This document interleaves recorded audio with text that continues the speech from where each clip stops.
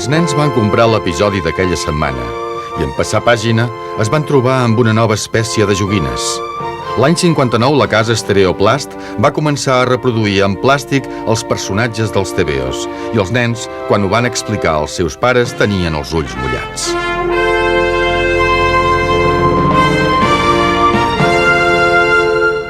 El mateix any 59, Ruth i Elliot Handlers, fundadors de Mattel, presentaven al món la nina Barbie. Tenia les articulacions pròpies d'una nina convencional, un joc de vestits intercanviables com qualsevol nina de paper. L'únic estrany era el seu aspecte. Més que un joguet, semblava un regal eròtic per adults i a sobre era molt més cara que cap altra nina. Als distribuïdors no els hi va agradar, als pares tampoc, però Barbie no necessitava cap dels dos. Va ser el primer joguet anunciat massivament per televisió. També l'any 59 els americans van llançar la primera càmera a l'espai i els humans vam sentir que de sobte la Terra es miniaturitzava. Començava la dècada dels 60 i mentre les nostres vides s'encongien, els nens aprenien a jugar amb les dues joguines del futur. La nina Barbie ben aviat seria considerada el model ideal de dona i avui es reprodueix a un ritme de 2 nines per segon. Les figures basades en personatges són una religió venerada a totes les botigues de joguets, però les figures de Stereoplast fa molt que van desaparèixer dels aparadors. Stereoplast. Em sona el Capitán Trueno, que dius, però no me'n recordo d'aquestes figures i m'estranya. No sabem exactament per què són tan difícils de trobar.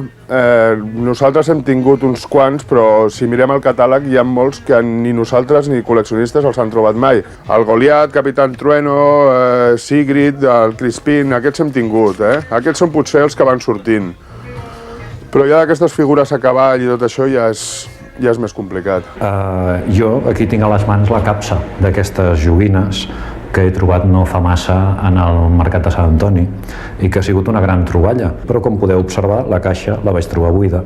És a dir que em tinc que conformar amb imaginar el que hi havia dintre i recordar aquestes figures amb les que tant vam jugar en aquella època. Jo crec que aquestes figuretes són un cas insòlit en la història de la promoció feta al voltant de personatges creats i sorgits del món de la historieta, i per mi aquelles figures eren molt més boniques que les que es fan ara, potser per la quantitat d'hores que hi vam passar jugant.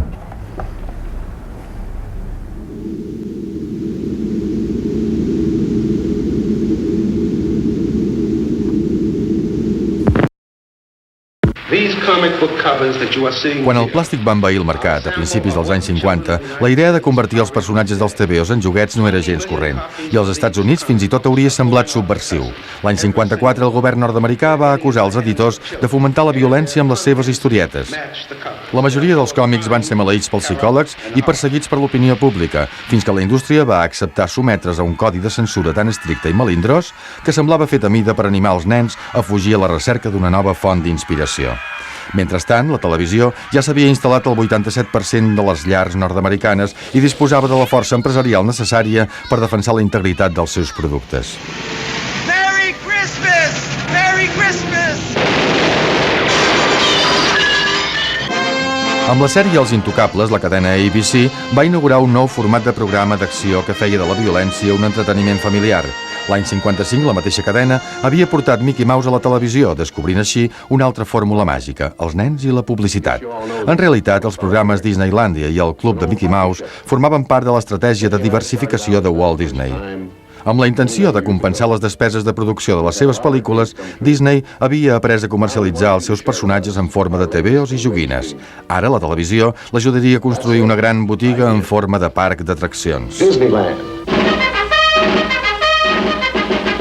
Els programes de Walt Disney van arremolinar audiències milionàries en un horari fins llavors ignorat pels fabricants i venedors de somnis. De fet, la franja infantil estava tan poc cotitzada que tan sols hi va haver una empresa que s'arrisqués a anunciar-se dins del club de Mickey Mouse. Per un quart d'hora de publicitat setmanal durant un any, la casa Mattel va pagar $500.000. Aquesta despesa suposava la meitat del que invertien anualment en propaganda tots els joguinaires del país, encara convençuts que els clients eren els pares i el veritable camp de batalla, les botigues. Tan sols la casa Hasbro s'havia arriscat abans de tractar els nens com a consumidors moderns. Però els seus anuncis no van servir d'exemple a la resta de la indústria perquè el senyor Cap de Patata ja feia molt que era un èxit de vendes. En canvi, la petita empresa Mattel va començar a esgotar les existències a remolc dels spots que li feia l'agència Carson Roberts, on no tan sols es venia un producte, sinó també un sumptuós estil de joc. Les regles d'or d'un nou gènere comercial es van establir llavors, sota la sospita que els adults de la postguerra, abocats a la prosperitat i la reproducció, estaven criant els seus fills de manera esplèndida i indulgent. Després de comprovar que, efectivament, aquests pares es deixaven guiar pels seus fills a l'hora de comprar joguines convencionals, Mattel es va atrevir a promoure un producte radical destinat a enfrontar totes dues generacions en un duel històric que va despertar l'interès de tota la indústria. La Nina Lily era un regal eròtic per adults que a Alemanya es venia als estancs. L'havia creada la casa Hauser com a promoció d'un personatge picant que apareixia al diari sensacionalista Bild. Els propietaris de Mattel van descobrir Lily arraconada en una botiga d'importació de Beverly Hills. Després de comprar els drets del còmic per impedir-ne la distribució als Estats Units i els de la Nina per reproduir-la sota el nom de Barbie, una fenomenal campanya a la televisió va transformar Lily en un producte infantil. L'any 59 Nord-Amèrica estava plena de nens, i tots enganxats al televisor. L'èxit de la Barbie va fer que els joguinaires s'adonessin del suc que es podia treure d'aquesta situació. Si el nen s'empassava l'anunci, els fabricants estaven en condicions d'imposar les seves pròpies regles. Es podrien apujar els preus i fins i tot es podia tractar directament amb els grans magatzems i oblidar-se dels petits comerciants. També hi havia un altre detall a estudiar de la Barbie. Els seus vestidets es feien a Hong Kong. La televisió també va servir als fabricants per defensar-se de la invasió de joguines barates que arribaven del Japó. A través de la programació mantenien un contacte amb els consumidors. Si cada setmana es veien 12 sèries de guerra i 30 de l'oest, això venien els joguinaires. Ben aviat, els fabricants es van adonar que, en lloc d'inventar un joguet nou, resultava molt més pràctic rellençar un joguet vell sota el segell d'una nova sèrie de televisió. Els còmics de Dick Tracy van ser convertits en dibuixos animats i després en joguines per tractar de competir amb els dibuixos i les joguines dels Picapedra. L'aparició l'any 59 dels personatges de Hanna-Barbera havia marcat una fita en la història del merchandising infantil i havia fet fora de les botigues els pocs personatges dels tebeos que fins llavors havien travessat la frontera del paper imprès. Up in the sky. Is it a bird? Is it a plane? No, it's Superman! Superman havia tingut la mala sort de quedar-se sense sèrie de televisió 2 anys abans de l'aparició dels Picapedra, i això el convertia en un perfecte foraster per als fabricants de joguines. Fins a mitjans dels anys 60, les úniques figuretes basades en personatges dels tebeos sortien com a promoció als paquets de cereals. El ciutadà de plàstic mitjà continuava sent el típic soldat de tota la vida. I encara que els nens estimaven molt les figuretes, últimament no aconseguien concentrar-se en el joc. L'any 64, aquella maleïda Nina Barbie havia estrenat nòvio i articulacions del genoll. Els nens els queia la bava pensant en aquell invent que els era vedat. Ai, l'articulació. Here are 5 of your favorite friends, Barbie, Midge, Skipper, Allen, and Ken. But if you think they're the same as they've always been, you'd better take another look. Better check them again. Now you can see that they've all acquired a brand new look that Barbie inspired. Designers call this the Barbie look, this great new fashion look. And these bendable legs really look so natural, and the way that they move is so lifelike that you really be amazed at all the things they can do, and the way that you pose them is up to you. You can sit them on a sofa or the edge of a bed, or you can make them sit right on the floor instead. They can cross their legs and relax a while, or sit down to dinner in formal style. You can pose them together in dozens of ways. You can even have them dancing the latest craze. You can put them in a really swinging pose, and they look so graceful in all their clothes. And that's just a part of the fashion look, the great new Barbie look. So get Barbie, Midge, Skipper, Allen, and Ken all the go-together furniture to sit them in, and you'll find them all where the best toys sell. You can tell they're Mattel. They're swell. Hut, 2, 3, 4. Hut, 2, 3, 4. Stan Weston, un dissenyador de joguets freelance, es va mirar la Barbie, li va posar una cicatriu a la galta, la va disfressar de soldat i la va vendre com un joguet nou a la casa Hasbro.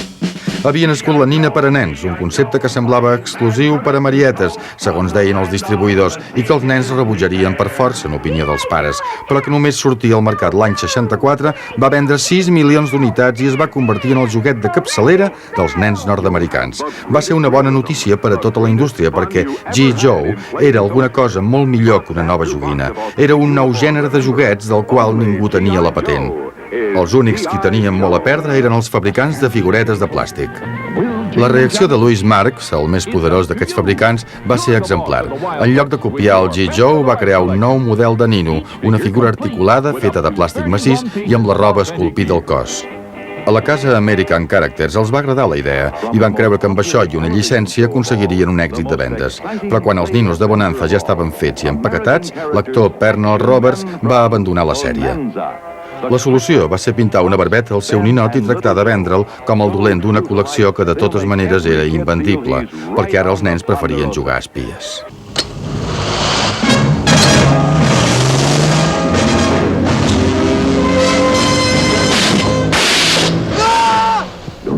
La canalla tenia prohibit veure les pel·lícules de James Bond, i això mateix feia que jugar a espies tingués un atractiu molt especial. La televisió també aportava el seu granet de sorra amb una dotzena de sèries a la setmana, i l'any 65, quan la passió va assolir el seu paroxisme, els fabricants van comprendre que els nens ja no buscaven tan sols els joguets oficials dels agents 007 o CIPOL. L'únic que volien era més armament, més trampes i més sofisticació. La casa Topper va llançar una línia d'espionatge anomenada Secret Sam, destinada a convertir-se en el malson dels veïns del bàndol enemic. Secret Sam proporcionava prismàtics explosius, pipes fumigadores i fusells en forma de bat de beisbol. Però la seva obra mestra va ser aquest maletí multiús, un dels més imaginatius i acurats joguets que es van produir durant la febre dels espies. Una moda que va fer pujar el llistó de les expectatives infantils i també de l'esturament dels pares. Quan aquesta moda passés es preguntaven quin altre vindria en el seu lloc.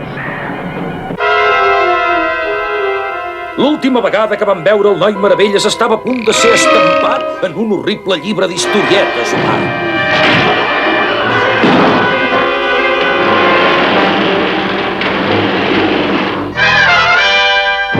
L'èxit de Batman l'any 66 va provocar una forta tempesta de merchandising.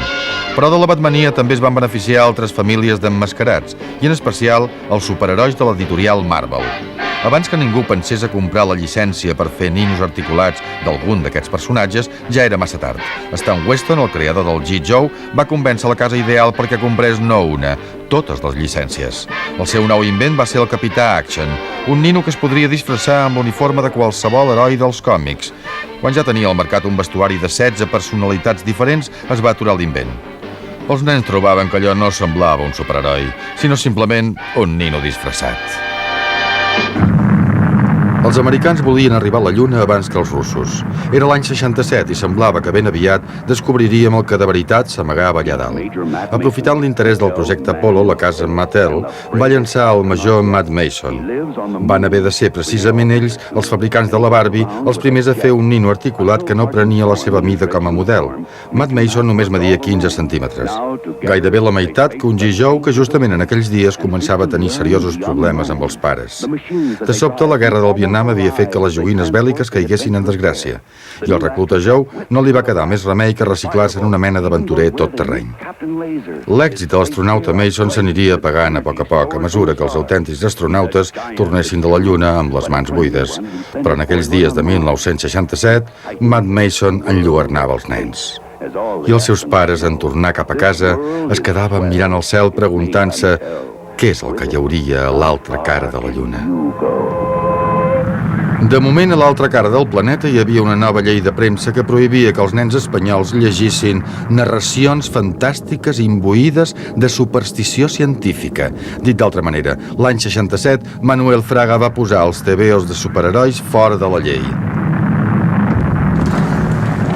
Bueno, aquí en mi cajarmería tengo uno de los escasos ejemplos de merchandising de superhéroes que se podían encontrar en España. Bueno, de hecho, esto recuerdo que lo encontramos en Andorra. Aquí tengo la colección de Corgi y bueno, este es uno de los clásicos, el Aston Martin de Goldfinger. Las ametralladoras, la matrícula se mueve, salen los espolones. Apretando aquí en el tubo de escape sale la placa antibalas y el punto culminante es cuando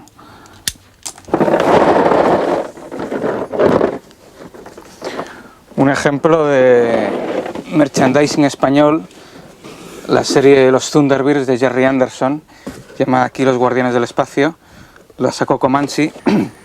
Los vehículos desde luego no tienen mucha calidad, pero las figuras son una reproducción muy fiel de los personajes originales, que eran marionetas. Este set fue muy impresionante porque es un pedazo de luna, ¿no? En la época Moltó también sacó unas naves espaciales, pero me parece que no eran originales de ellos.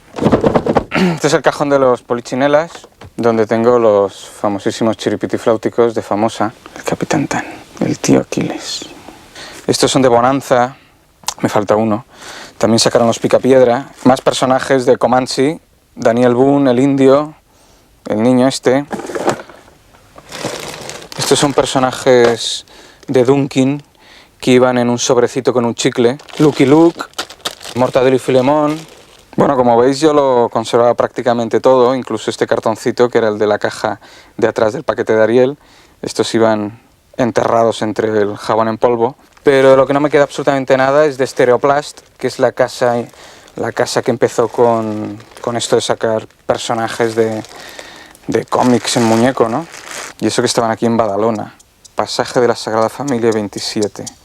Als arxius de la Fira del Joguet de València hi ha constància que Juan Nieto Gras, fabricant d'Estereoplast, va estar present a la primera fira de l'any 62. El seu rastre i el de les seves joguines es perdria pocs anys després. En aquella primera fira també hi havia Josep Magrià. Potser ell sabria dir per què la casa Stereoplast va desaparèixer quan més èxit tenia. No la recordo, em sona el nom però no me'n recordo. Sí, hi havia algunes empreses que feien joguines de plàstic, efectivament. Aquí tengo mi sección Airgun, precisamente, con clásicos como Las 1000 caras del agente secreto, el mini teatro, que era fabuloso en 2 tamaños, y bueno, el Apolo, que eran unas construcciones tremendes del espacio con figuritas. Sí, perquè esclar es parlava molt de l'Apolo, que si arribaria a la Lluna, que si no arribaria. Sí, les figures varen ser, francament, que així ho haig de dir, van ser comprades amb algun company fabricant, perquè aleshores, vull dir, en aquell temps nosaltres, vull dir, no podíem fer. És que fer això val diners, havies de fer el motllo de les figures i val diners. Com que les vaig trobar fetes, doncs bé, les vàrem aplicar a l'Apolo i ja està, Apolo, el primer juguete español del espacio. Apolo, cohetes, pasarelas, astronautas, bases, plataformas, en un original juego de construcciones interplanetarias. Apolo, construcciones del mañana en un juguete de hoy. Tu juguete. Bueno, aquí una de les coses que ha tingut molt bé els fabricants i fent que de l'estranger no venia res. Tu agafaves una cosa estrangera, un joguet qualsevol, i t'agradava, però ja t'agradava pel contacte del plàstic. Ja t'agradava, o que bo. Després ho feien aquí els espanyols, ja no s'hi semblaven res. Copiar sense qualitat. Allò, hasta un motllo que es volia copiar, a vegades els motllos són molt complicats de fer. I havia una corredera i allò, i aquí, ui, això val mig milió més. No, doncs tregui-ho. Oi, aquest botonet. És que tregui-ho. Nobogama era la fàbrica de nines dels germans Soler. Ells van ser els primers a fabricar aquí un nino articulat, el Hombre de Acción Nobogama, aparegut l'any 67. El nino era idèntic al G. Joe amb tan sols 2 diferències, una a la cara, l'altra al bolquer. Els millors dies de Nobogama ja havien passat i per fer les caderes del nino es va aprofitar el motllo d'unes caderes de nina. Josep Maria Arnau i Vivet, president d'Accin, es va fixar en el fracàs de l'home d'acció i va veure com els nens espanyols es reien de l'articulació. Però ben aviat aquests nens s'haurien de mossegar la llengua. Accin havia començat a treballar en el projecte Madelman. Si el cos de G. Joe amagava dins una simple goma, els dissenyadors d'Accin a Barcelona van preferir crear un sistema d'articulacions propi molt més ingeniós i que permetia uns moviments més realistes. La consigna era allunyar-se del concepte de nina i per això el Madelman es faria de la mida més petita possible, 17 centímetres. Per sota d'aquesta mida ja no es podien cosir les butxaques. Els veïns del poble de Villarejo de Salvanés s'encarregarien de cosir els vestidets.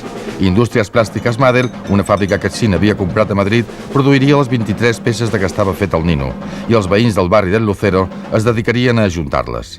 Al Nadal del 68 apareixia l'anunci a la televisió i les figures estàtiques de plàstic començaven a tremolar. Enviaremos un hombre a Marte, otro a la Concagua y otro al fondo del océano. ¿Y podrán? Los Madelman lo pueden todo. Madelman, para vivir las más apasionantes aventuras. Primera, que era molt articulat, vale que era molt fràgil, però bueno, era molt articulat. Els accessoris que portava eren absolutes meravelles. escopetes amb dos plàstics diferents perquè una fos la textura de la fusta i l'altra fos la textura del canó de l'escopeta amb un altre color, tot, o sigui, els vestits amb butxaques, tot cosit. A mi em sembla que allò era demencial, Madelman. ¿Vamos a rescatar el tesoro? ¡Vamos! Madelman. ¡Qué aventura con Madelman! Alguien está jugando con nuestro Ibertren. ¡Papá! Pasad. Venid a jugar con Ibertren. Fijaos cómo maniobra y cómo avanza sobre las nuevas vías de doble contacto. Ibertren, el tren eléctrico. Mira, queda't amb això. Equipo básico. Què és el bàsic per jugar a indis? Evidentment has de tenir el teu indi, però és bàsic que tinguis les teves pintures per maquillar-te, és bàsic que hi hagi una serp, és bàsic que hi hagi una destral, unes fletxes, un arc, un fusell, una màscara, un tam-tam. Vull dir, això és l'equip bàsic, no? Vull dir que a sobre eren bastant modestos. Madelman, el tamaño justo para jugar a lo grande. Madelman. Mira, els Madelman no són de la meva època, em van enganxar una mica tard, no? Però el que sí que m'ha passat és que sempre m'han repugnat molt. No me'ls he cregut mai. No m'agradava l'articulació aquesta que tenien, els trobava sempre com encarcarats, i trobo grotesc la manera en què van vestits. Este es el fabuloso helicóptero Madelman, para vivir las más fantásticas aventuras. Los Madelman lo pueden todo. Madelman, el tamaño justo para jugar a lo grande. Madelman. Més que una figura articulada, era un nino, com si fos, per dir-ho així, el marit de la nina. Bueno, esta es la demostración práctica de que los Madelmans lo pueden todo y sirven para la aventura, desde luego. Porque este es el maletín de la época, con los Madelmans de la época, en el tamaño ideal, fácilmente de ser transportados, pues para jugar. ¡Madelman, adelante! ¡No desfallezcáis! ¡Los Madelman lo pueden todo! Madelman, para imaginar y realizar cualquier misión. Chicos, qué aventura. Madelman. El G.I. Joe clásico de Hasbro lo compró Hyper en España y el anuncio decía: con pelo de verdad y las manos que cogen. Hyperman. ¿Cuántas Hypermaneras de jugar conoces ya? Muchas, porque mi Hyperman adopta todas las posturas. Y además, le cambio fácilmente el traje. Y tengo más de 50 modelos distintos. Hyperman, más que un juguete. ¡Un compañero! Hyperman penso que era una figura com massa gran, no? Per jugar, era com massa nina, massa Nancy, no? Hyperman. Articulación total.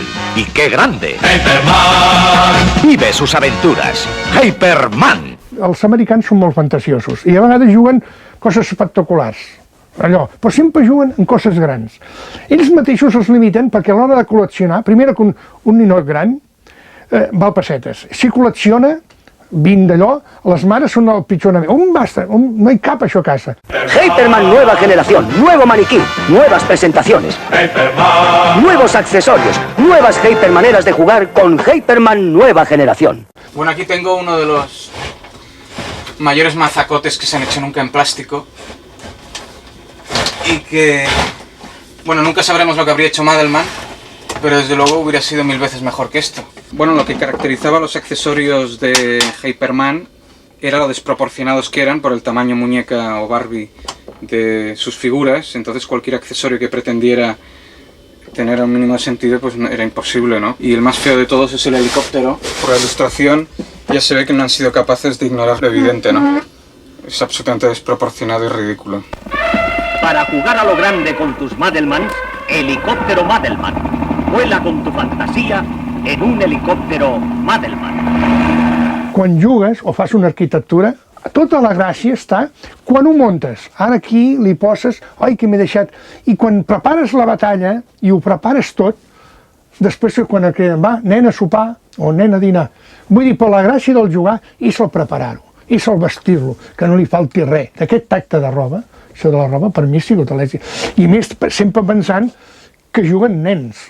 Tota la vida havíem estat que això és per nenes, vestit, i per primera vegada es va jugar un nen que ni somiar que estava jugant amb una nina. Ahora, en 8 segundos, empieza con H. Tiene de todo. ¿Qué juguete es? Tiene casitas, muebles, tiendas y toda una familia. ¡Hola! Somos la familia Ogarín. En las tiendas tienes ya toda la colección de vestidos. ¿Has comprado alguno? Vístelos como quieras. A los papás, la hija mayor, la abuelita, los niños, a todos. ¡Qué bien! Así estaré siempre. Las casitas de Ogarín fueron la salvación para encontrar unas viviendas para los Madelmans, porque los Madelmans, siendo tan realistas, no tenían suficientes accesorios para poder jugar con ellos.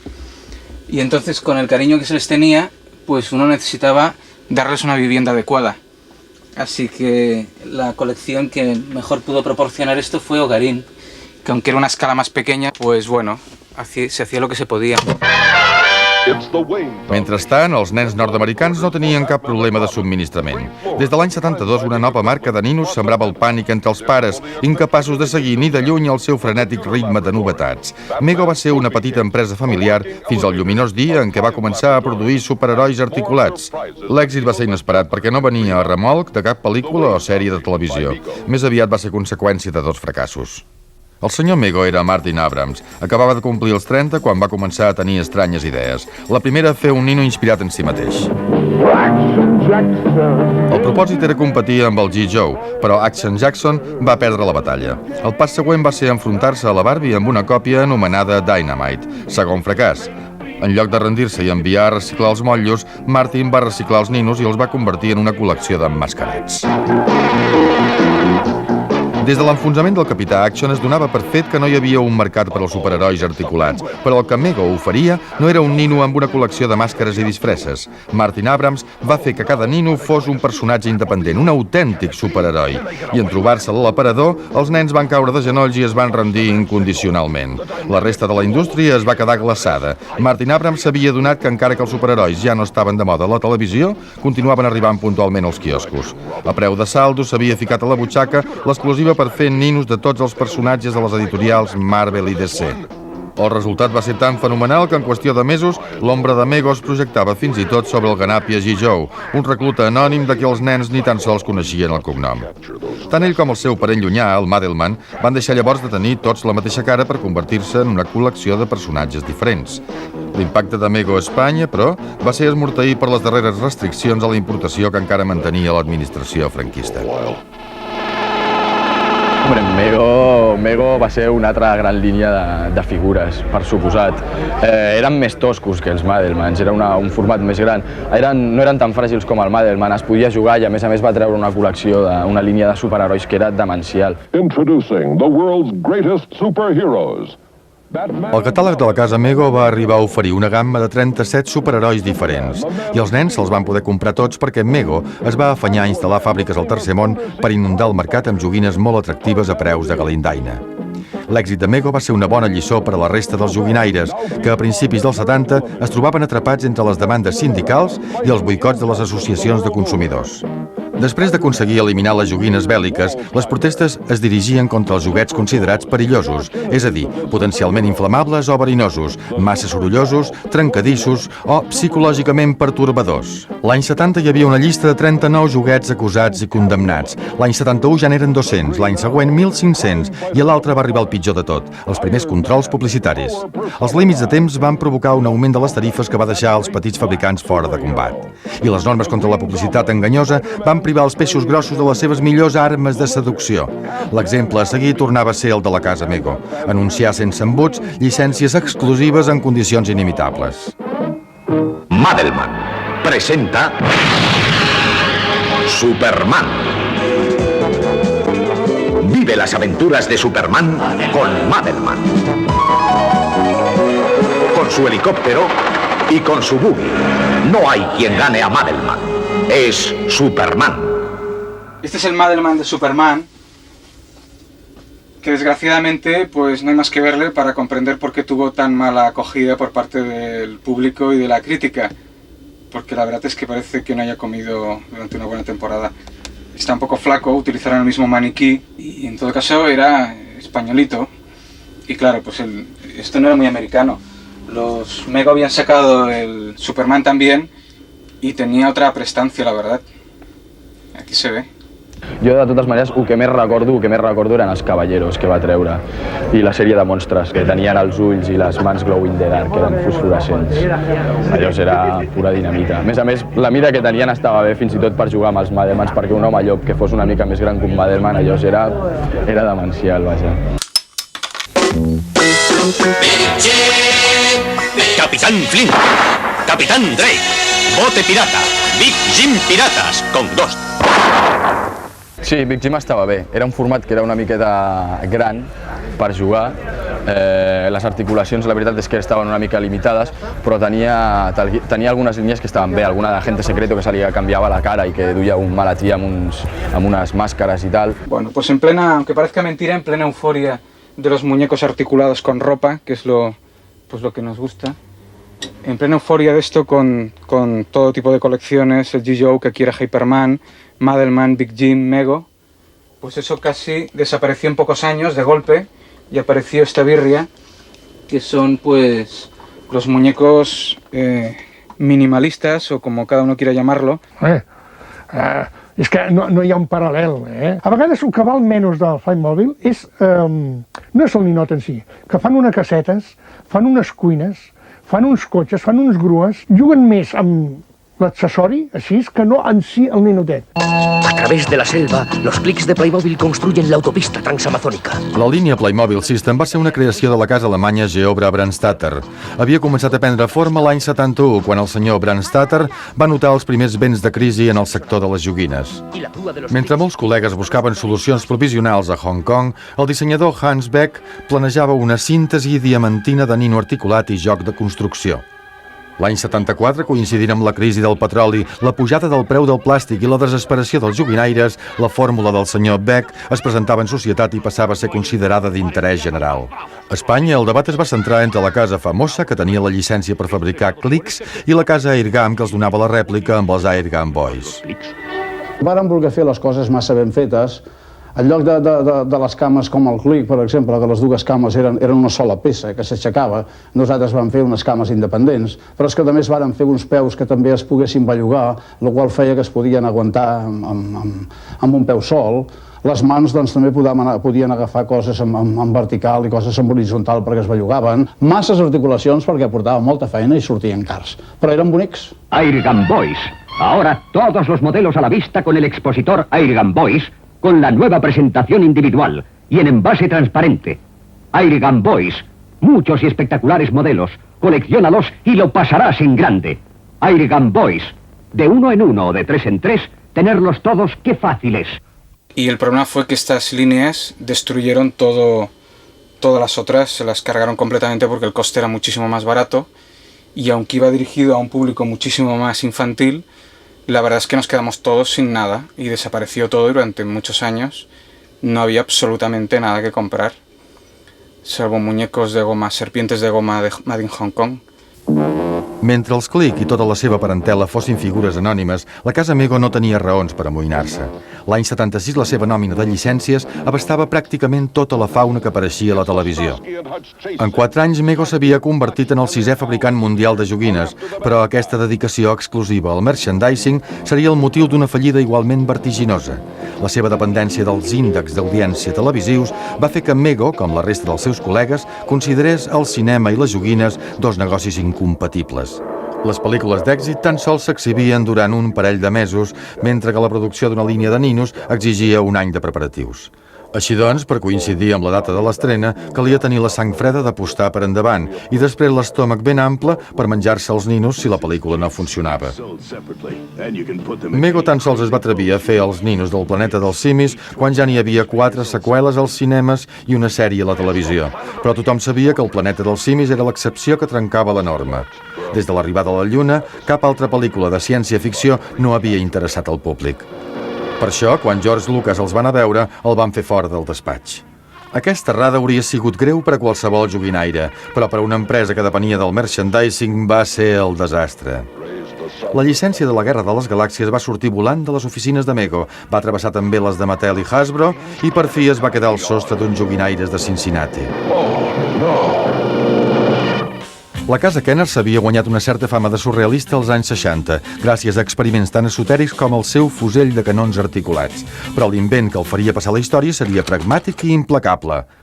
Al març de 1977, Bernie Loomis, president de la Kenner, decidia que els ninos de la Guerra de les Galàxies serien figures petites i econòmiques en un format semblant al dels Click. L'inesperat èxit de la pel·lícula convertiria la nina per a nens en un fantasma del passat. Molt aviat, el mateix G. Joe s'hauria d'encongir i adaptar-se a aquest nou estàndard per poder sobreviure.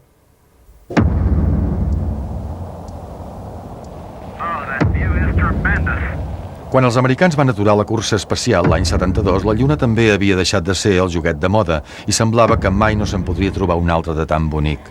Hollywood vivia la pitjor crisi de la seva història i tampoc no encertava a posar res a l'aparador. Va ser llavors quan el Vietnam i l'escàndol Watergate ja s'havien carregat els somnis dels 60 que es va fer el miracle. George Lucas va agafar la humanitat de la maneta i ens va prometre que pel preu d'una entrada ens deixaria veure com era la Lluna fa molt de temps. En aquells dies en què Flash Gordon solcava l'espai i els Reis Mags l'Orient. La Guerra de les Galàxies convertiria el futur en un antic conte de fades, el present en un passatemps de 2 hores frenètiques i del passat n'esborraria el pitjor.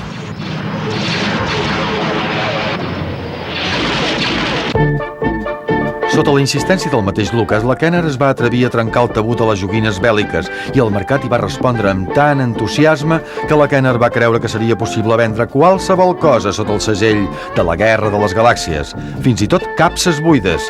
Quan la pel·lícula es va estrenar, la col·lecció de figures encara s'estava dissenyant, de manera que, per atendre la demanda de Nadal, la Kenner va comercialitzar amb molt d'èxit una gran capsa buida, amb la garantia que 3 mesos després es podria bescanviar pels autèntics joguets. Les joguines de la trilogia de la Guerra de les Galàxies van recaptar més diners que les mateixes pel·lícules, 3,5 bilions de dòlars. Els beneficis es van repartir al 50% entre els joguinaires i George Lucas, perquè, seguint el vell exemple de Walt Disney, Lucas havia dirigit la pel·lícula per un sou reduït, a canvi que la Fox li cedís el control total de la merda, que és com a Hollywood anomenaven fins llavors el merchandising. L'èxit de l'operació va fer que els productors milloressin una mica el seu vocabulari. Però bueno, va ser brutal. De fet, la trilogia de Star Wars compta amb un sinfí de personatges i pràcticament els van treure tots, inclús personatges que sortien 3 segons en la pel·lícula, ¿no? Todo este piso es del Jedi, este piso es del Imperio Contraataca y este es de la Guerra de las Galaxias. Como se ve, cada vez fueron sacando más y la verdad es que al final dio la impresión de que ya la película estaba concebida para sacar muchos muñecos de ella, no? És a dir, una cosa és que la joguina sigui un producte natural que obeeixi una demanda natural del mercat, no? És super sensat trobar figures de Tintín o d'Astèrix perquè se'n venen a tot el món i és de suposar que els nens la coneixen i ho tenen, no?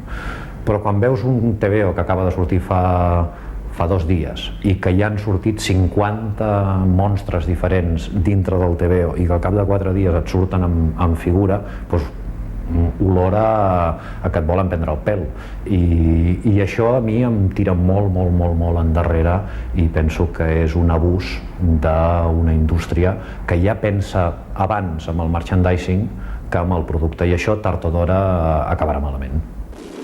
Quan l'any 83 l'administració Reagan va vendre la seva política de rearmament sota el segell de la Guerra de les Galàxies, George Lucas mateix es va espantar i va cridar als seus advocats. A més d'apropiar-se indegudament del títol de la pel·lícula, es contravenia una sentència de l'any 73 que prohibia utilitzar els espectacles infantils com a plataforma publicitària. Però, curiosament, aquesta sentència acabava de ser revocada. En un atac d'eufòria neoliberal, Reagan havia decidit tallar les ungles a les associacions de consumidors. D'ara en endavant, seria el mateix mercat qui determinaria el grau de publicitat encoberta que podia suportar. Tot semblava indicar que ben aviat personatges com els Picapedra tornarien a guanyar-se un sobresou fent de mercenaris sense escrúpols. Hanna-Barbera knows how to talk to kids better than anybody in the world. And that's why, when Aurora went into the toy business, they came to us. They knew the best way to sell toys would be with animation. Oh, animation, of course. What else but animation? Però en lloc de contractar els serveis de qualsevol estrella de televisió, la casa Mattel va preferir encarregar que li fessin una sèrie de dibuixos animats a mida. És a dir, a la mida de la seva darrera col·lecció de figures, He-Man i els Màsters de l'Univers. Fent comptes, Mattel s'havia donat que 65 anuncis de mitja hora, confeccionats per una empresa d'animació de mitjana categoria, sortien per uns 15 milions de dòlars. Semblava molt més rendible que fer cua per comprar una llicència a George Lucas. Les cadenes de televisió van emetre la sèrie amb molt de gust perquè Mattel l'oferia de franc. Els nens la van adorar perquè, des de feia temps, els dibuixos animats eren una espècie en vies d'extinció. I Hollywood va acabar comprant la llicència de les joguines per fer-ne una pel·lícula. Definitivament, 1983 va ser un any de conquestes per a la casa Mattel. Fins i tot va tenir temps d'infiltrar-se en territori espanyol i començar a enfrontar-se amb els joguinaires natius, encara patint la ressaca de 6 anys de lluites galàctiques. El espacio interestelar está bajo control. Comandos del espacio. Muy divertidos. Módulos espaciales. Muy divertidos. Astronautas y robots. Muy divertidos. Motos siderales. Muy divertidos. Y ahora los comandos en las nuevas torres espaciales para que juegues mejor. Comandos del espacio. Muy divertidos.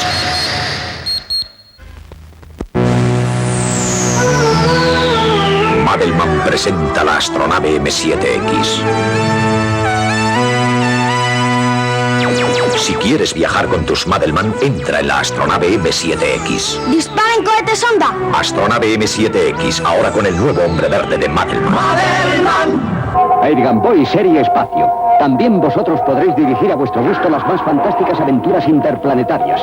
Air Gamboy Serie Espacio. Nuevos personajes, nuevas aventuras, con los superfantásticos Dracus y Vampus y el Caballito Mecánico. Grandes y simpaticotes artistas que vemos en unas escenas de su última película. S'ha de reconèixer que el joguet espanyol, doncs vull dir, està de cap a baixa perquè arriba molt, i no hi ha protecció, ara arriba molt de tot arreu, i aquest és el problema. L'any 82 hi havia 339 fàbriques a Espanya, l'any 85 se n'havien perdut 25 i en quedaven 314. Del 85 al 95 se n'han perdut 134 i actualment estem a 180 fàbriques. De les 180 fàbriques, la meitat estan a la Comunitat Valenciana. I en certa ocasió que vaig estar a Hong Kong amb una fàbrica de joguets, quan vaig veure de la forma que treballaven, i no fan ni festes, ni vacacions, ni res, yo digo, ¿cómo podemos competir? No podíamos competir. Se pueden producir muñecos articulados. Nosotros hemos producido muñecos articulados y además de tamaños de 20 y 30 centímetros. Lo que pasa es que no solamente es el muñeco, sino todos sus complementos. Los coches, los aviones, los tanques, el vestuario, etc. Para poder crear una gama. Entonces hay que hacer una inversión muy grande que solo para un mercado como el español o incluso a veces para un mercado como el europeo no es rentable. En la fábrica con la que nosotros estamos asociados en China produce de figuras de estas decoradas de este tamaño o tamaños similares, tiene una capacidad de producción de 1 millón de piezas día. Esto no hay fábrica fuera de China que lo pueda realizar, es prácticamente imposible. Ni se tiene la técnica hoy día ya, ni se tiene la mano de obra para poder producir estas cantidades. Un muñeco así, como una escultura normal y corriente, te puede decir muchas cosas sin tener que mover nada.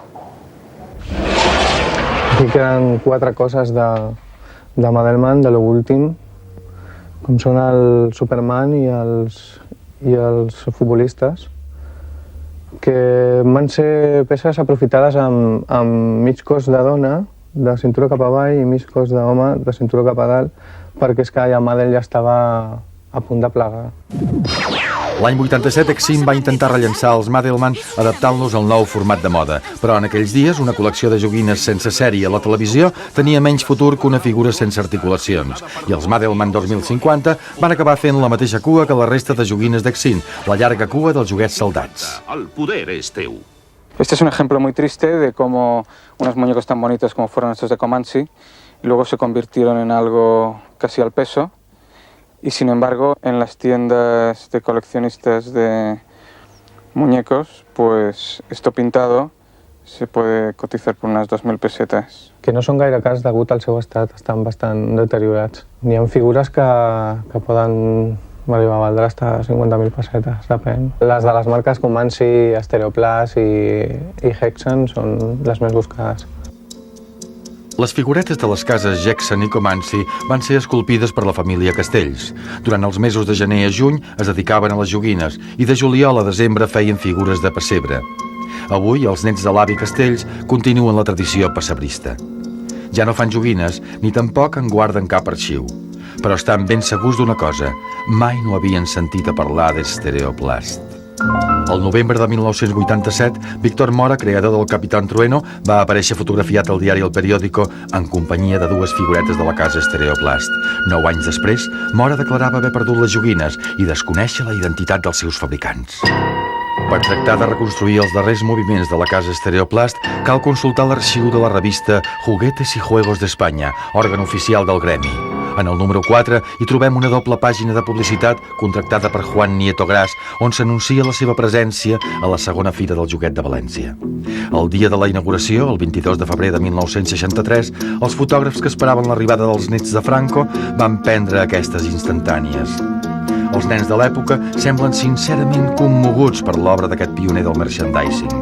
Tot i així, les figuretes del Capitán Trueno semblen haver perdut protagonisme davant de l'espectacular nova llicència d'Stereoplast, les marionetes d'Herta Frankel, el programa infantil de més èxit a la televisió. Juan Nieto Gras no va desaprofitar l'ocasió d'obsequiar els nets del dictador amb una còpia de les marionetes, però el veritable cop publicitari havia tingut lloc el Nadal anterior, quan Herta Frankel va aconseguir que Marisol sortís a la televisió presentant les joguines. La casa Stereoplast estava a punt de tornar a fer història. Ben aviat inauguraria la llista negra dels joguinaires devorats per la televisió. 20 anys després, la casa Mattel no depenia de la llicència de ningú i si comprava els drets d'un personatge demanava contraprestacions.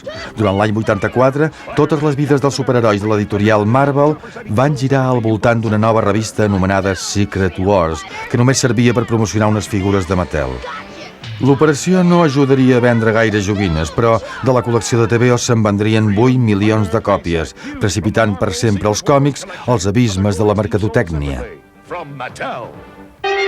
Al mateix temps, la casa Kenner reproduïa amb una fidelitat amorosa els superherois de l'editorial DC, però els nens de l'era Reagan van trobar aquesta col·lecció tan estilitzada com anacrònica, i els Superpowers també van punxar a les botigues, tot i portar un nou sistema de Battlemàtic camuflat.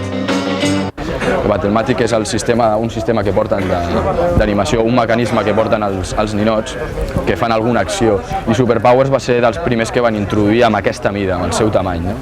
Big Jim ja tenia el punx aquell. Efectivament, alguns ninos dels anys 70 ja portaven Battlemàtic o ressort d'acció automàtica, però no seria fins als 80 que aquesta prestació es faria obligatòria en unes figures cada vegada més subordinades al seu armament, més semblants a robots kamikaze dissenyades per articular-se i atacar. La articulación es por imán. Y esto era intercambiable con naves o otros personajes. Aquí, un bonito centauro. Els micronautes de la casa Takara van servir d'inspiració a la casa Hasbro a l'hora de crear els Transformers, robots transformistes, meitat joguina, meitat dibuix animat. Èxit total de vendes. L'any 86, Hasbro venia 100 milions de figures d'una altra col·lecció multimèdia protagonitzada per G. Joe, que ara comandava una organització pacificadora enfrontada al terrorisme internacional. L'imaginari infantil tornava a ser estrictament marcial, fins al punt que l'any 88 el projecte d'una joguina que només pretenia fer riure va ser rebutjat pels joguinaires d'Occident. Considerades com una suma de conceptes erronis, les tortugues ninja van haver de ser fabricades per una empresa d'origen japonès, Bandai, sense cap experiència en el camp de les figures animades. Potser per això es van deixar aconsellar pels creadors del còmic original, i el resultat va ser un negoci d'1 bilió de dòlars. Jugaba una vez con estas 4 tortuguitas y de repente se produjo una asombrosa mutación. Ahora son las tortugas mutantes de Bandai. Jugaba también con este joven pasota. De pronto perdió el control convirtiéndose en Bebop, el cerdito Pum. Les tortugues ninja eren un producte tan atrotinat i excessiu que per tractar d'imitar el seu èxit, els joguinaires van apostar per conceptes encara més erronis i com més esperpèntics millor. Però l'èxit no es va repetir. A mesura que les vendes de figures queien en un 30% i les seves respectives sèries de dibuixos perdien una tercera part de l'audiència, augmentava la urgència de descobrir la fórmula secreta d'aquestes tortugues. Els seus creadors eren una parella d'aficionats que només pretenia fer un homenatge simpaticot del seu còmic favorit, Ronnie, Ronin. L'autor de Ronin era Frank Miller, un geni de la postmodernitat. La seva debilitat, els còmics prohibits dels anys 50, i el seu últim èxit, una versió expressionista gairebé terrorífica de Batman. Hollywood la va tastar i hi va afegir una bona cullerada de sucre.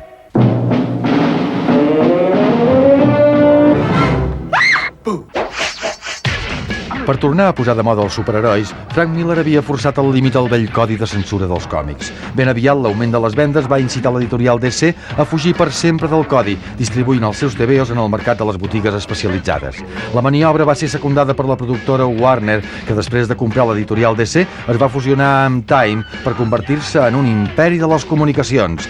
Ràpidament, la casa de joguines Hasbro es va fusionar amb la casa Kenner, que és la que tenia la llicència per fer les figures de Batman, i tots junts van planejar aquesta nova Batmania com una nostàlgia de llarg rendiment, sostinguda a escala planetària amb una pel·lícula cada 3 anys, uns dibuixos animats de qualitat un cop a la setmana i una col·lecció de figures amb 100 models diferents de Batman.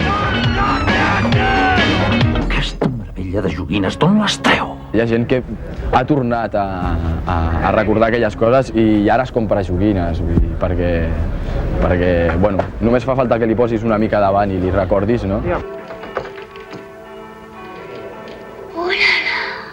Aquella sensació de les caixes del Madelman, de quan arribava Reis i, bueno, tot allò és que la gent es torna a pillar per aquestes coses. De hecho, cuando yo empecé a coleccionar, coleccionaba solo monstruos. Pero luego es que, te gusta todo. La gent, si surten 8 figures noves, en necessita 20 més. Venen a demanar-te les coses que sortiran l'any que ve. Perquè, clar, la gent s'informa, compra revistes de col·leccionisme, sap el que sortiran, veuen les fotos de prototips, no? I realment és que no poden dormir, no? Realment estan molt enganxats, no? Això és com una qüestió bàsica. Jo l'intento explicar a molta gent que col·lecciona altres coses, com per exemple, no sé, discos, o així, que ells no agafarien mai el disco i llançarien la caràtula del disc, no? Per mi, bàsicament, és que trobo que és un complement fantàstic de la joguina, no? De fet, està fet per atraure, no? Tu tens la joguina sola i és perfecta, no passa res, però la que el tens col·locat, doncs, jolín. La capsa que jo recordo amb més carinyo, la que està la més compacta, és la de l'Ons d'Aràbia, perquè realment, a part de que la caixa està feta per un bon dibuixant de TVOs de l'època, és una capsa que crec que veient-la tens la idea de que t'has endut la pel·lícula a casa. Esta es la colección Fighting Furies, ese es el personaje del fantasma del Capitán Kidd, con una de las cajas más impresionantes que se han hecho nunca. En este agujerito ya vemos que dentro se esconde una sorpresa. Y si abrimos con cuidado, los candados, veremos al fantasma del Capitán Kidd yaciendo en su baúl. I és fosforescente. Llavors, si tens una peça que ni tan sols s'ha obert... Evidentemente, todos los superpowers sin abrir, los abiertos los tengo en la estantería y la copia sin abrir los pongo aquí y ya queda ideal, como si fuera esto una juguetería, ¿no? Que es el concepto máximo que un coleccionista busca en su cuarto de los juguetes. Que sea como una inmensa juguetería donde hay un modelo o 3 de todas les coses que quisiera. Fricopiàdic. Sí, bueno, això forma part del col·leccionisme i de l'especulació també. La gent es compra 3 còpies, una per tindre-la i obrir-la i tocar-la, una per tindre-la i guardar-la i per tindre-la ell, i una per després fer negoci, en tot cas, si es tèrcia.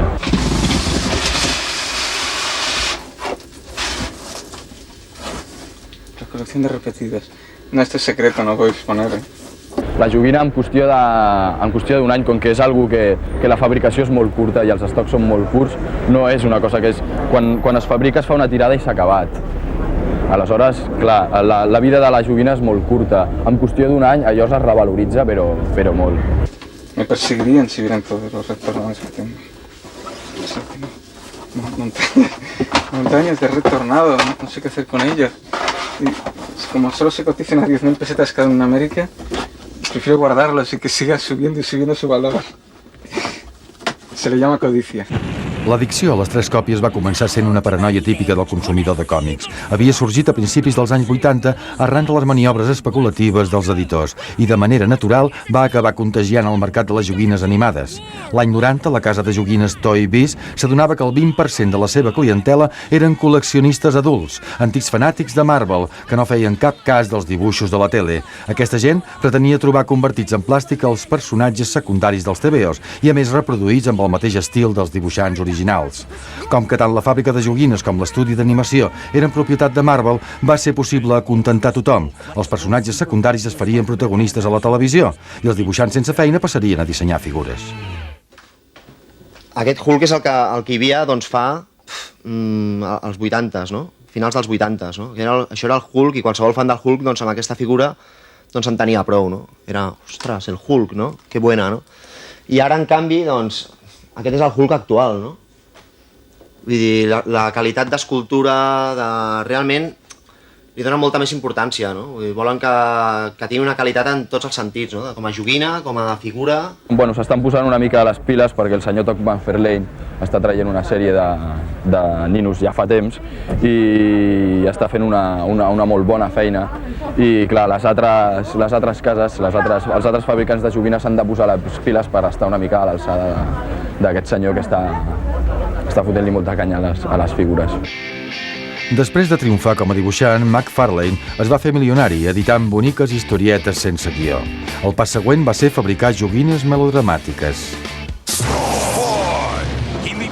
Per fi, l'any 94, un autor de còmics s'encarregava de plastificar els seus personatges. I com que McFarlane no tenia cap experiència com a joguinaire, tampoc no va tenir cap inconvenient a trencar unes quantes normes de la professió. Les figures van ser creades sense el vistiplau de les grans cadenes de magatzems nord-americanes, dissenyades per satisfer els col·leccionistes abans que els nens van començar distribuint-se només en botigues especialitzades. I la sèrie de dibuixos animats i la pel·lícula només arribarien molt després, com a conseqüència de l'èxit del còmic i de les figures. L'exemple de McFarlane va impulsar l'aparició de nous joguinaires independents, però coincidint amb aquest nou boom de l'articulació, les vendes de còmics van caure en picat. Potser perquè els lectors ja havien trobat en el merchandising el succedani perfecte dels còmics originals. L'any 96, McFarlane va demostrar la independència de les seves joguines produint una línia anomenada Total Chaos, que ja no es basa en cap dels seus TVOs, tan sols es tracta d'una bonica i anònima col·lecció de monstres. Se habla de eso en las revistas especializadas como si fuera una novedad, ¿no? Y fuera algo realmente digno de alabanza, de mérito y de todo, ¿no? Y realmente puede que lo sea, pero realmente si lo es, pues qué mal, ¿no? Porque entonces supone que los jugueteros ya están totalmente atados a lo que dicta Hollywood, a lo que dicta la Marvel y a lo que dicta la Warner, ¿no? Está atado a los medios de comunicación y a lo que se emite a través de los medios de comunicación. Casi es antinatural, digamos, no vamos a darles esto que estás viendo. Tienes que darle vida, porque además si fabricas otras cosas, resulta que esas otras cosas que fabricas te cuestan lo mismo y además resulta que las tiradas son mucho más cortas porque como no son conocidos, la gente no los compra. A pesar de la calidad de Madelman, por ejemplo, de otras colecciones españolas, la única figura que se cotiza en el mercado del coleccionismo de Estados Unidos es esta de Star Toys. La figura, bueno, es simpática, bastante bien intencionada, de hecho esta se parece un poco, pero bueno, no deja de ser una figurilla de estas, aquí se venden en papelerías, que parece más pirata que otra cosa, aunque tiene la licencia, desde luego. L'Indiana Jones de Star Toys es cotitza a 21.000 pessetes, i tot perquè als Estats Units la llicència la va comprar la casa LJN, que va pecar de modèstia en produir una col·lecció de només 3 figures. Un error de càlcul que seria impensable avui dia, quan Hollywood i els joguinaires ja no intercanvien llicències, fan pactes de sang.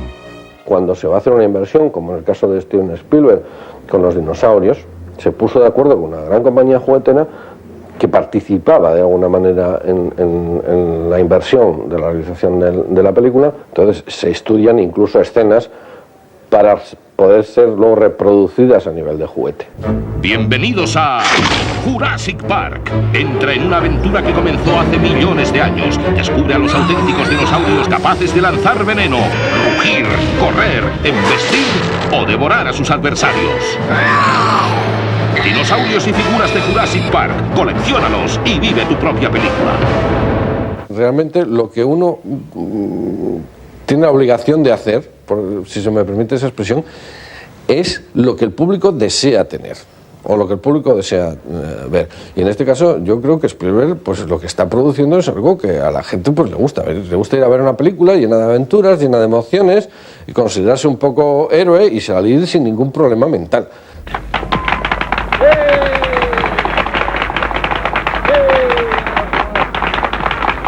To all who come to this happy place, welcome. Disneyland is your land. Here age relives fond memories of the past. Fa 40 anys Walt Disney obria les portes d'un món futurista on la nostàlgia es podria vendre a preu de divertiment. Potser es tractava del somni demencial d'un vell milionari depressiu, però els nens ho van trobar genial. I un d'ells, en fer-se gran, va vendre l'esperit de Disneylàndia a una societat deprimida i així es va convertir en el guia espiritual d'un planeta que es tornaria tan innocent que fins i tot les guerres semblarien jocs d'ordinador. L'any 96, George Lucas era una vella glòria del cinema. Tots els seus nous projectes fracassaven. Desesperat va estar a punt de comprar l'editorial Marvel, però de sobte es va adonar que per vendre més nostàlgia no necessitava l'ajuda de cap superheroi. Després de 20 anys d'obsessiva presència al mercat, la Guerra de les Galàxies es va reposar en una versió corregida i augmentada. Com que els personatges encara no havien passat de moda, Lucas va vendre l'operació com un gran regal d'aniversari per als nens de totes les edats, una desesperada fugida cap endavant que tornaria a situar-lo a la davantera de Hollywood. En principi aquesta col·lecció va començar fa un any i alguna cosa, i d'aquí al 2000 se'n faran 300 figures, no? Normalment no es fa això, no? Vull dir, treuen una pel·li, de la pel·li potser surten 12 figures, 15, pots acabar-te la col·lecció i ja està, no? Aquesta, pues, també te la podràs acabar, però és una col·lecció superextensa, hi ha personatges que surten 5 segons a la pel·li i el tens en figura, no? Pots tindre, no? Por ejemplo, este cochecito negro sale en la primera parte, Star Wars, Guerras Galaxias, y sale en un plano de un segundo. Aquestes són les últimes figures de Star Wars que han sortit. Això no és ni de televisió, ni de cinema, ni de dibuixos animats. Això és d'una novel·la.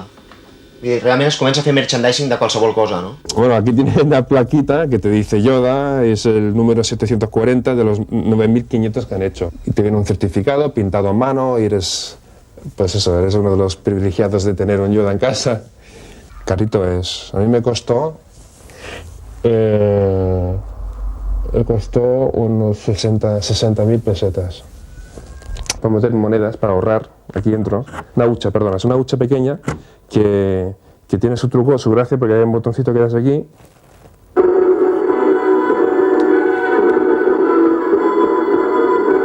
Venga, vuelve el funky, vuelve la psicodelia, vuelve... Ara torna el techno, que és una cosa dels anys 80, no? Vull dir, amb les figures passa el mateix, no? Vull dir, hi ha formats, la gent es cansa i quan han passat 20 anys doncs es torna a fer i a tothom li agrada, no?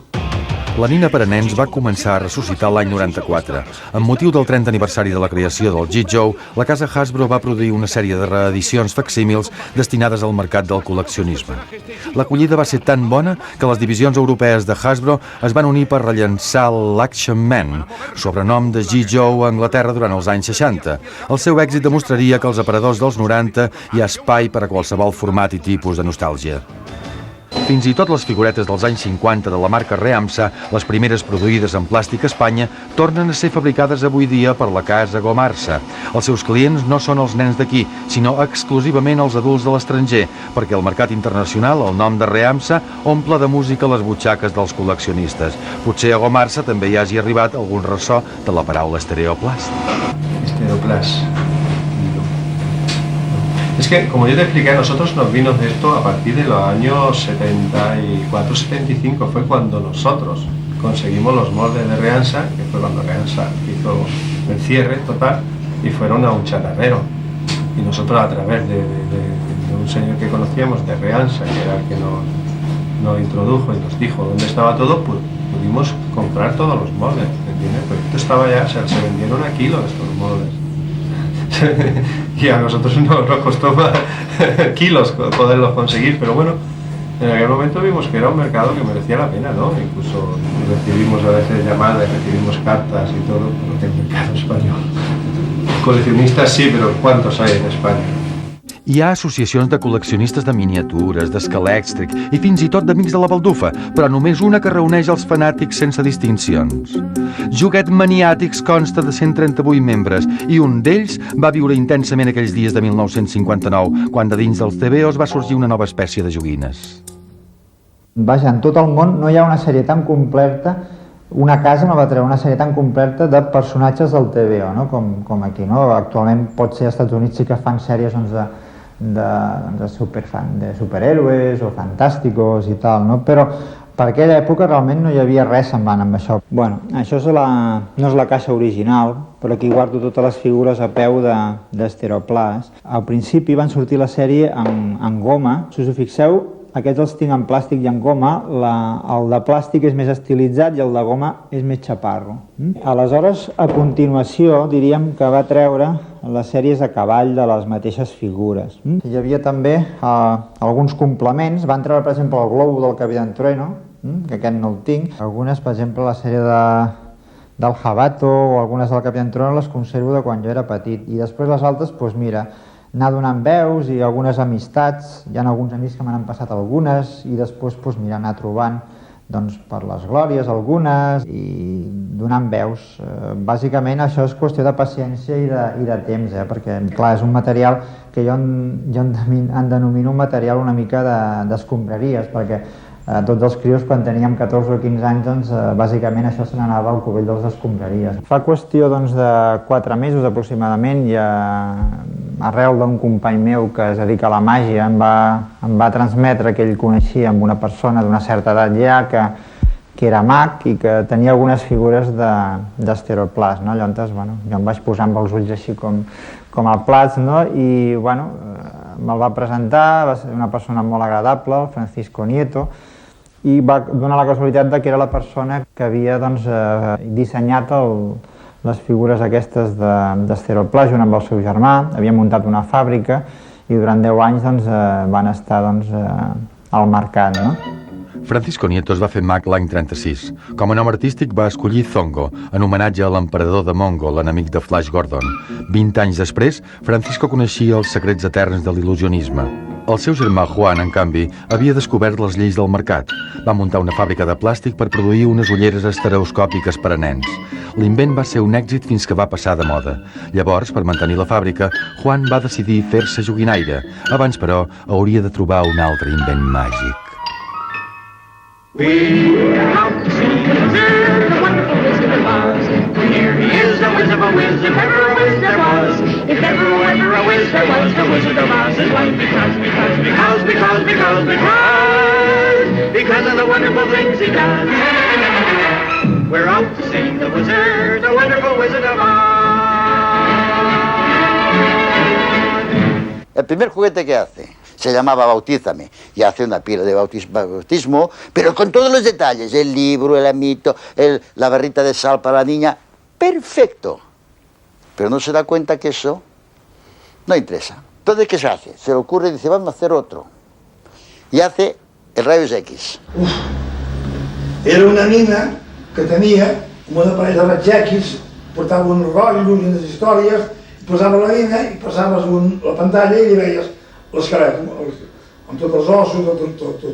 Però em van dir que això era immoral i que, bueno... Una muñeca desnuda, madre mía. I em van dir, fes pistoles, fes pilotes, fes això. I dic, això no ho vull fer, doncs vaig fracassar totalment. Me voy un día con él y digo, mira, Juan, vamos a hacer una cosa, vamos a hacer el Capitán Trueno. Muñecos, está el mercado infectado de muñecos porque hay indios por todas partes. Digo, Juan, sí señor, muñecos sin nombre. Pero el Capitán Trueno, que mi hijo es un forofo de narices... Yo no sabía, yo tenía un dinero, no sabía. ¿Pero quién lo va a hacer? Digo, yo.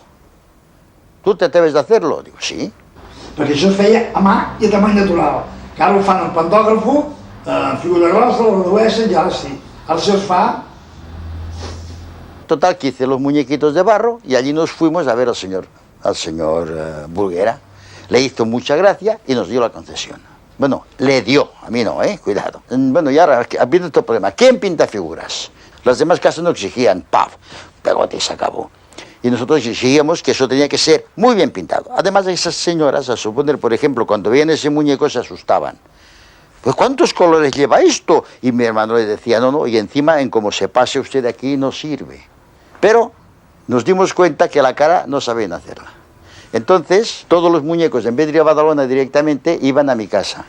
Se entregaban a mi casa. Y mi esposa, en paz descanse, ella se dedicaba a pluma, con tinta china, y además era una ayuda porque eran 5 centímetros por cada uno. Y ese muñeco se pagaba casi como 3 veces los otros muñecos. Los padres estaban desesperados. Pero el niño quería esto, porque los niños querían el Capitán Trueno, o sea, querían muñecos con nombre. Además, un detalle muy bueno, la editorial Bruguera nos proporcionaba el dibujo con tiempo suficiente para que nosotros hiciéramos el molde, el muñeco, y preparado para salir al mercado. Y la semana que salía, vamos a poner, por ejemplo, el unicornio, aquella semana las tiendas tenían el unicornio.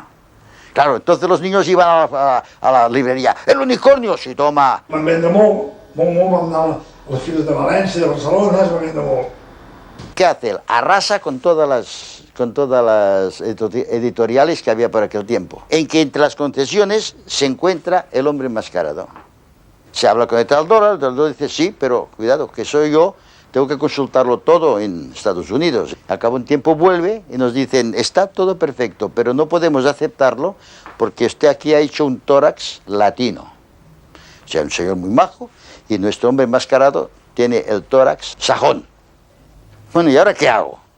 El molde nuevo, lo que había costado. Y Juan dice, no, molde, madre mía, hazlo nuevo. Digo, pues mira, la única solución que tenemos es poner un taco, que se llama. O sea, cortamos el molde, todo lo que es el tórax, y a golpe de buril, se hizo eso otra vez. Se llevó y dijeron, ahora sí, señores, ahora se da la concesión. Bueno, aquel señor empezó a coger la Sigrid, esto no es, empezó con esta parte. Esto no, quítale los pechos, esto no. Dios mío, si el TVO los lleva.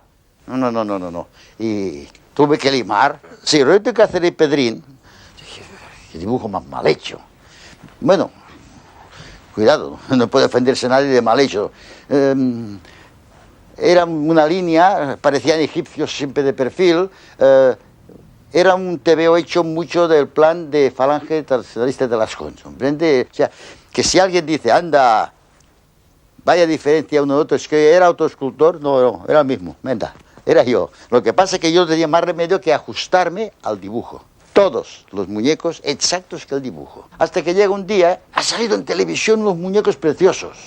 Por ellos, éramos los reyes, o sea, siempre hablo en yo, no es verdad, eran reyes. Yo era el Penkin Club, o sea, entonces van y buscan la concesión i topen con el senyor Caps. Mira que un dia vaig anar a la televisió, vaig veure que hi havia uns ninots d'Herta Frankel, uns Pepito, i el Tonto i el Grunyón, vaig demanar la concessió, el Turcaps me la va donar i vaig fer-ho.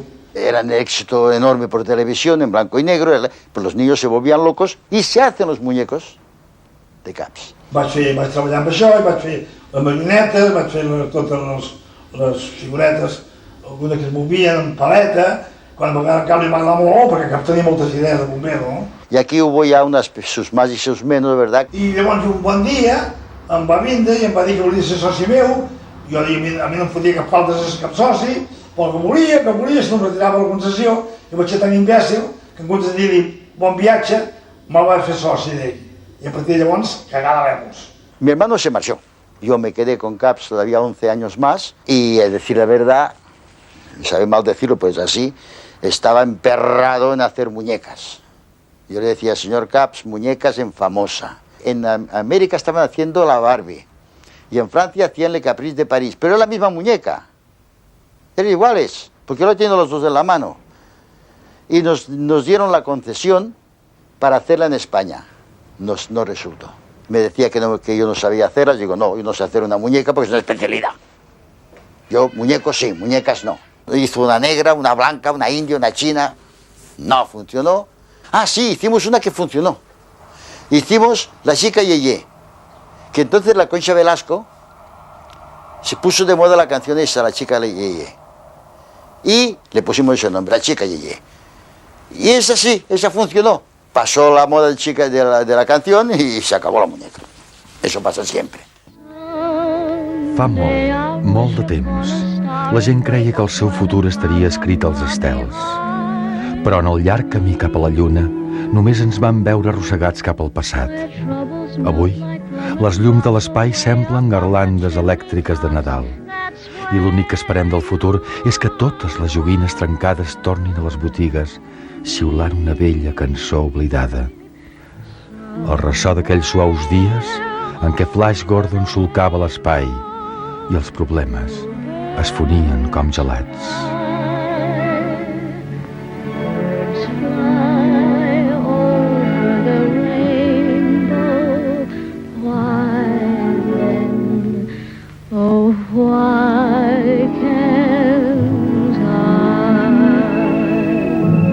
Se está mejor en casa que en ningún sitio.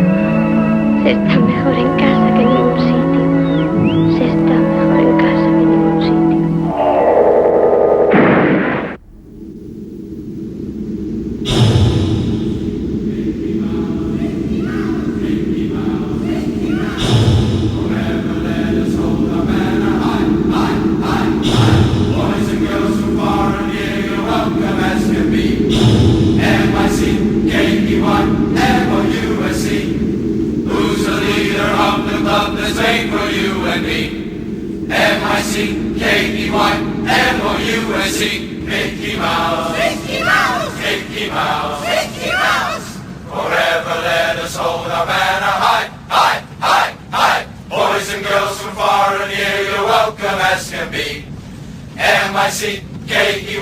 M-I-C-K-E-Y-M-O-U-S-E.